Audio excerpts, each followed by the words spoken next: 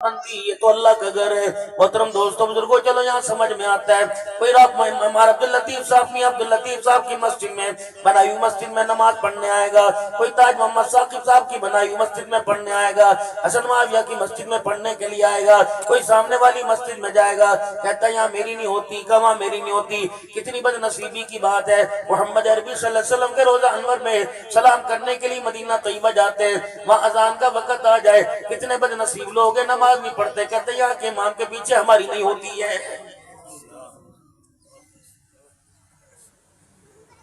تیری گلی کا جمع دار کیوں نہ ہو، تیری گلی کے اندر کچرا اٹھانے والا کیوں نہ ہو، بھوک کی ٹوکریاں اٹھانے والا کیوں نہ ہو، اگر وہ بد کردار ہو تو اسے اپنی گلی میں کچرا اٹھانے کے لیے قبول نہیں کرے گا۔ اگر تو ایک جمع دار کو کچرا اٹھانے کے لیے اپنی گلی میں قبول نہیں کرتا تو آمنہ کا لال اپنی مسجد میں بد کردار کو کیسے قبول کرے گا؟ میں نماز پڑھاؤں گا، نماز میں الحمد شریف پڑھوں گا اور قرآن پاک کی آیت پڑھوں گا، میری نماز کی تلاوت کو میرے گھر والے سنیں گے، مسجد کے مؤذن صاحب سنیں گے، انتظامیہ صدر کمیٹی سنیں گی، علاقے کے لوگ سنیں گے۔ اگر کوئی راہگیر چلتا ہوا ہے سائیکل موٹر سائیکل کھڑی کر کے مسجد میں نماز پڑھنے آئے گا وہ سنے گا، کوئی کار والا سنے گا، کوئی گاڑی والا سنے گا۔ رب اکبر کی قسم ہے، اگر تیری مسجد کا امام ہو اس کی تلاوت اہل محلہ سنتے ہیں تو مسجد نبوی کے امام کے کیا کہنے؟ جب وہ نماز میں قرآن کی تلاوت کرتا ہے تو اللہ کے کرم سے آمنہ کلال محمد مصطفیٰ صلی اللہ علیہ وسلم اپنے کانوں سے سماعت فرماتے ہیں۔ اگر میرا نبی کوٹدو میں آ کے تیری مدد کر سکتا ہے، مشکل حل کر سکتا ہے، تو کیا میرا عزیزو اپنی مسجد سے امام کو مصلی سے نہیں ہٹا سکتا؟ اور چلو نبی کی بات چھوڑ دو، پروردگار عالم کا گھر ہے بیت اللہ ہے، میرے عزیزو یہ اللہ کا وہ گھر ہے جہاں اللہ کی ہر وقت 120 رحمتیں برستی ہیں۔ آسمان سے اللہ کی 120 رحمتیں آتی ہیں۔ مالک کائنات تو حاجت روا مشکل کشا ہے، ہر ایک کی مدد کرنے والا ہے، عزت ذلت دینے والا ہے، موت و حیات کا مالک ہے۔ اگر اس کے گھر کے اندر گستاخ ہوتے، بد عقیدہ ہوتے، وہ اپنے گھر کے اندر اپنے امام کو کیسے برداشت کرتا؟ او میرا عزیزو، اگر اللہ نے اپنے گھر کے اندر، میرے عزیزو کہتے ہو ایک تن کا بھی اللہ کے حکم کے بغیر نہیں ہل سکتا، کہتے ہو ایک پتا بھی اللہ کے حکم کے بغیر نہیں ہل سکتا، کہتے ہو تن کا بھی اللہ کے حکم کے بغیر نہیں ہل سکتا، سمندر اپنی مرضی سے نہیں چلتا، اللہ کے حکم سے چلتا ہے، یہ درخت پتے اللہ کے حکم سے ہلتے ہیں، یہ سورج چاند ستارے اللہ کے حکم سے چلتے ہیں۔ جب ساری چیزیں اللہ کے حکم کی محتاج ہیں تو اللہ کی مرضی کے خلاف بیت اللہ کا امام کیسے ہو سکتا ہے؟ آخر کے اندر جانچ آسان کو کیا پتا، سجٹ کے ہاں جٹ کے جٹ کے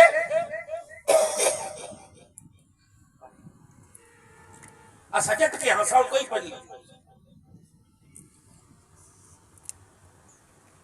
دودھ گاڑا ہو پانی ملانے کا پتہ ہے، مرچوں میں مصالحے ملانے کا پتہ ہے، مارکیٹ کے اندر ایک نمبر کا ڈپلیکیٹ بنانے کا پتہ ہے، 2 نمبر کپڑے کا پتہ چل جاوے، جتی کے تلوے کا 2 نمبر کا پتہ چل جاوے۔ میرے محترم دوستو تمباکو کھرا یا دوسرا نمبر ہے، پتہ چل جاتا ہے، کھاد کے بارے میں پتہ چلتا ہے۔ ہائے کتنی بد نصیبی، ابھی تک تجھے خدا کی پہچان نہ ہوئی، آمنہ کے لال کی پہچان نہ ہوئی۔ یہ تو قیامت کے دن فرشتے گدیاں مروڑیں گے، یہ تو گردنوں کے منکے توڑیں گے اور کہیں او بے شرمو، تم بیوی کے جھگڑوں میں جھگڑتے تھے، تم میاں بیوی کے جھگڑوں میں جھگڑتے تھے، تم اولاد بچوں کے جھگڑے تھے، تمہیں اللہ کی قسم تمہیں شرم کیوں نہیں ہے؟ تم آمنہ کے لال کے بارے میں جھگڑ رہے ہو۔ کوئی کسے نور کہتا ہے، کوئی میرے عزیز و بشر کہہ کے دور کر دیتا ہے، کوئی نور کہہ کے چپ ہو جاتا ہے، کوئی فرشتوں میں سے افضل کہہ دیتا ہے، کوئی انسانوں سے ابتر کہہ دیتا ہے، کوئی علی سے اونچا مقام دے دیتا ہے، کوئی اہل البیت کا مقام اونچا کر دیتا ہے، نبی کا مقام نیچا کر دیتا ہے۔ شرم آنی چاہیے، تیرا میرا ایمان تو میرے عزیزو قریشی والا کے سالانہ اجتماع میں آنے والوں، تیرا میرا ایمان تو یہ ہونا چاہیے تھا۔ عبداللطیف صاحب کی دعوت پر آنے والوں، بھائی ریاض صاحب کی دعوت پر آنے والوں، تیرا میرا ایمان تو یہ ہونا چاہیے تھا، خدا خدا ہے، مصطفیٰ مصطفیٰ ہے، وہ ہے، یہ ہے، یہ وہ نہیں، وہ یہ نہیں، وہ ساری کائنات کا رب العالمین، یہ ساری کائنات کا رحمت للعالمین ہے۔ کل مقدی مقادمہ، اس کے بعد خدائی ختم ہو گئی، ان کے بعد اللہ نے مصطفیٰ کو ختم کر دیا۔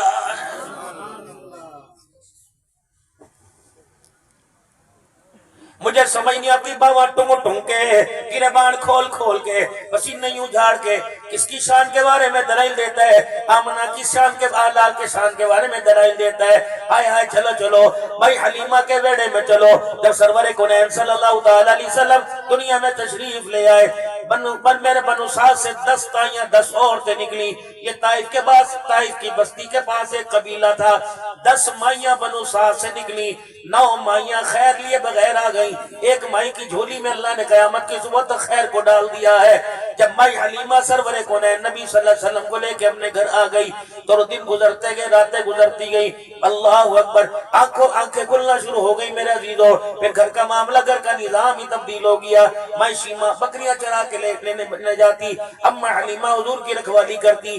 ایک دن ماں شیمہ سے اماں حلیمہ نے کہہ دیا، جا دیئے جا میری پتری، جا میری بیٹی، بکریاں چرا کیا کہ اماں میں نے آج بکریاں کوئی نہیں چرانی۔ بھائی حلیمہ کہنے کی بتا کیا بات ہے بیٹی، تجھے بکریاں تنگ کرتی ہیں؟ کہنا اماں بکریوں کا اتنا بڑا ریوڑ میرے سے سنبھالا نہیں جاتا، اماں جان میں کیا کروں، بکریوں کا ریوڑ میرے سے سنبھالا نہیں جاتا، اتنی ساری بکریاں میں کیسے لے کے چلوں گی؟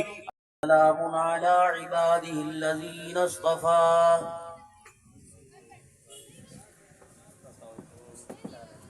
خصوصا على سید الرسل وخاتم الانبیاء،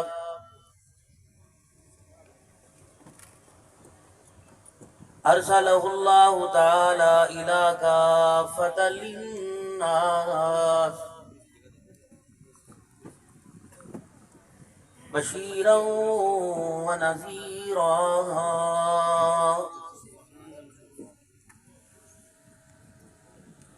وداعیا الی اللہ بإذنہ وسراجا منیرا،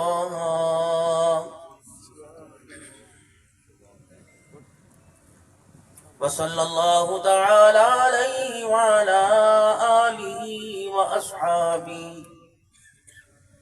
وازواجہ وذریاتہ واہل بیتہ وبارک وسلم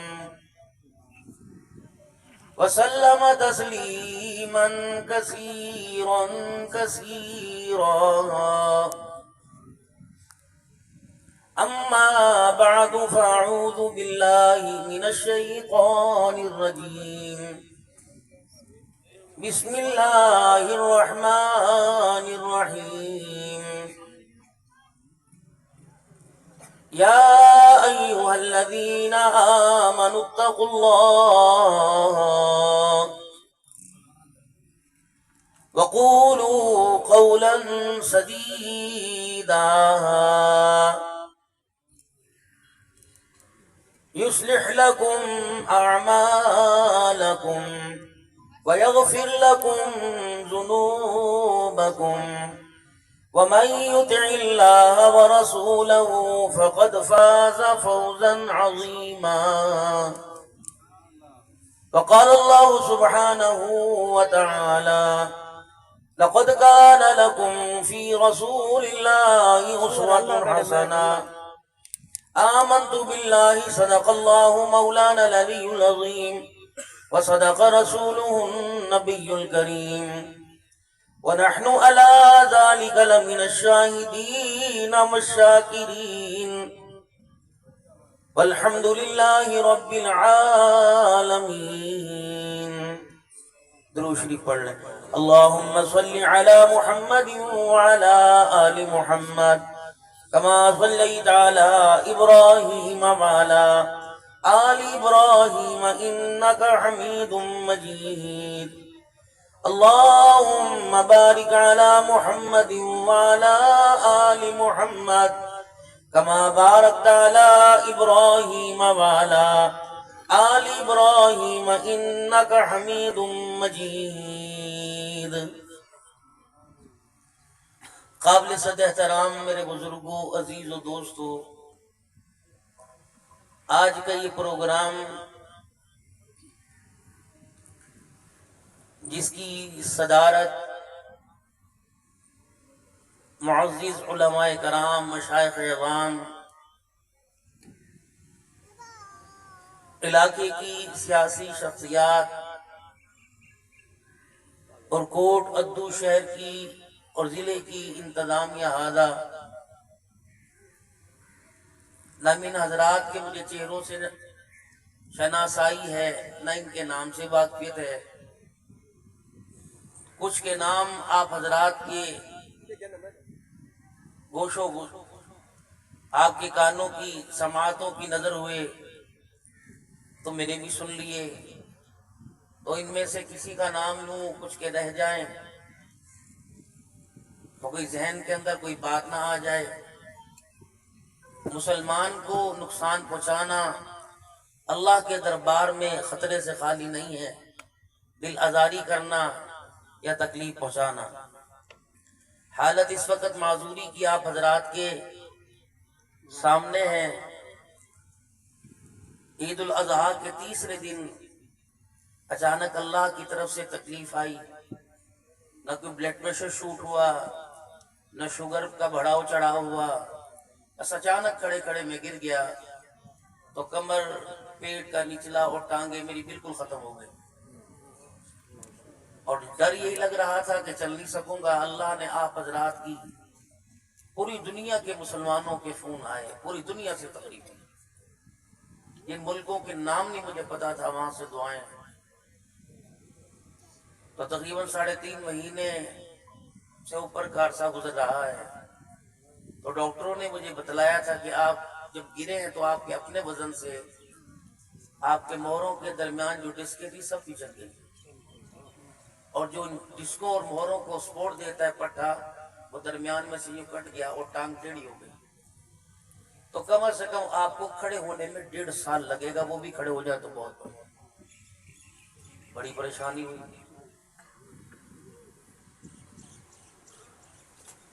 سب سے زیادہ دکھ اس بات کا ہوا، مجھے کسی سے کوئی سروکار نہیں، یہ ہو ہی نہیں سکتا ساری انسانیت کا ذہن کسی کے بارے میں اچھا ہو۔ مختلف کمنٹس آتے ہیں، میں یوٹیوب پر مولوی ہوں، اور سن 2000 یہ جو آپ کے آج کے چھوکرے جو ٹک ٹاکر ہیں، انہیں تو گولڈ بٹن کا پتہ نہیں ہوگا جو مجھے مل چکا تھا، سلور بٹن، سفیر امن کا ٹائٹل، داعی اتحاد امت کا حکومت پاکستان کی طرف سے، کیونکہ اللہ کا احسان ہے جب بیان شروع ہوتا ہے ختم ہونے تک 2-2.5 لاکھ پوری دنیا میں افراد ان کے کانوں تک آواز چلی جاتی ہے۔ اور پچھلے دنوں مجھے یوٹیوب کی طرف سے پیغام آیا کہ اس ہفتے پاکستان کے اندر اور ایشیائی ممالک کے اندر جتنے خطباء شعراء ہیں ان میں دنیا میں سب سے زیادہ آپ کو سنا گیا، 8 دن کے اندر آپ کو 22 کروڑ 82 لاکھ لوگوں نے سنا ہے۔ بس میرا پیغام نفرت بانٹنا نہیں، محبت بانٹنا، گھریلو زندگیاں، معاشرت، اولاد کی قدر والدین کو، والدین کی قدر اولاد کو۔ میں یہ عرض کرتا ہوں کہ میرا بیان مجمع میں نہیں، تنہائی میں بیٹھ کے سنا کریں اور لائٹیں بند کر کے اکیلے، آپ کا انشاءاللہ اللہ کے فضل سے اتنا دل دھلے گا آنسوؤں کے ذریعے کہ آپ کے ٹیشو ختم ہو جائیں گے، کیونکہ اس وقت ہر جگہ درد درد ہے، زمینی آسمانی آفتیں ہیں، اللہ کی آزمائش ہے، یا امتحان ہے یا ناراضگی ہے، کچھ بھی سمجھ لیں، ہے کچھ نہ کچھ۔ اگر میں یوں کہہ دوں کہ اللہ ناراض ہے تو اللہ کہتے ہیں کہنے تو ہی تو کون ہوتا ہے کہنے والا۔ کچھ مجمع میں دانا لوگ ہوتے ہیں جیسے حسن بصری رحمہ اللہ تعالی علیہ وعظ و نصیحت فرما رہے تھے، تو دوران خطابت آپ نے فرمایا وہ لوگوں جو اللہ کا دروازہ کھٹکھٹاتا ہے، رابع بصریہ، 22 سال کی غالباً عمر، چھوٹی بڑی، اور حبشی خاندان، جو پڑھا لکھا بھی نہیں جانتی تھی لکھنا، وہ کہنے لگی حسن میں تو تجھے بڑا دانا، بڑا عقل مند، فہم و فراست والا سمجھتی تھی، یہ کیا تو کہہ رہا ہے کیونکہ اللہ کا دروازہ کھٹکھٹاتا ہے؟ حسن تجھے ابھی تک یہ نہیں پتا لگا کہ اللہ کا دروازہ کھٹکھٹائے تو تب جب اللہ کا دروازہ بند ہوتا ہے۔ اس کی رحمت کا دروازہ تو 24 گھنٹے کھلا رہتا ہے۔ حسن بصری رحمت اللہ تعالی علیہ نے جب یہ سنا تو لفظ اللہ زبان سے نکلا، غش کھا کے زمین پہ گر گئے۔ فرمایا رابعہ کے ایک بول نے مجھے خدا کی رحمت کو سمجھا دیا۔ میرے محترم دوستو بزرگوں، آج یہ پروگرام قریشی والا کی جانی پہچانی دینی ادارہ مرکز جامعہ حیدر کرار اور حضرت اقدس تاج محمد ثاقب صاحب دامت وفیودہم، جن کی ساری زندگی ختم نبوت کی چوکیداری کرتے، صحابہ کی عزت پر پہرہ دیتے گزری، اور حالات آپ حضرات کے سامنے آئے، دن کہاں رات کہاں، لیکن اللہ نے اسے پہاڑوں جتنا، اللہ نے اسے صبر اور استقلال دے رکھا ہے، ہمت دے رکھی ہے کہ بعض اوقات آندھیوں سے پتھر اپنی جگہ چھوڑ دیتا ہے۔ یہ مرد قلندر اپنی جگہ اب بھی اور کل بھی اور قیامت کی صبح تک، جب تک اللہ اسے زندگی دیں گے، ان کے حالات یہ نظر آ رہے یہ ڈٹے رہیں گے۔ اور اللہ نے ان سے اس علاقے میں بہت دفاع صحابہ کا کام لیا۔ نعرہ تکبیر، تاج دار ختم نبوت، شان محمد مصطفیٰ، مقام محمد مصطفیٰ، شان اہل بیت، شان صحابہ، مولانا پیر عبدالحنان صدیقی صاحب۔ یہ میں نے سمجھا رکھا ہے، جب چائے ہاتھ میں آئے تو مجھے آرام دے لیا کر، کیونکہ ہر چیز اپنے وقت پہ، چائے بھی گرم اچھی لگتی ہے، جیسے گرم لسی اچھی نہیں لگتی، ٹھنڈی چائے بھی اچھی لگتی ہے۔ تو میں نظرات سے کہتا ہوں مجھے چائے کا کپ اسٹیج پہ دو تو ٹرکوں کے اڈوں والی چائے دو، کیونکہ وہ تو 300 یا 400 من وزن گھسیٹیں گے۔ اپنے بارے میں ماشاءاللہ میرے سمیت کیا خیال ہے؟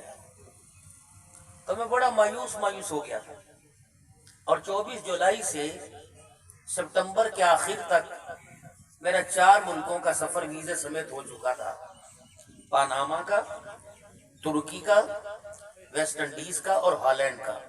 یہ میری ڈیٹ فکس تھی کہ 24 کو اڑان کرنی ہے، گھر والوں سمیت، بچے ساتھ جائے، لیکن قدرت پتہ ہی نہیں چلا ہوا کیا۔ جب ہر چیز سے تنگ آ گئے،